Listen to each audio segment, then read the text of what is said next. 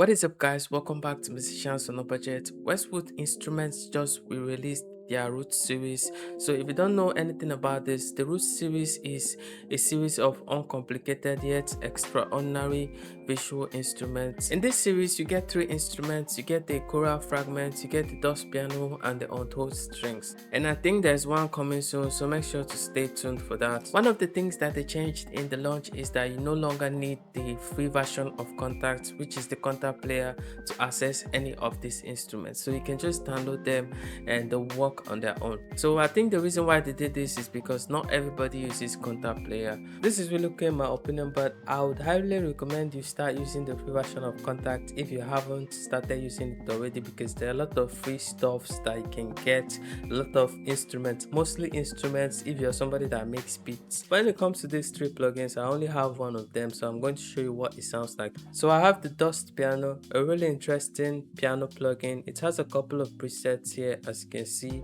and it has a couple of controls, and this is what it sounds like.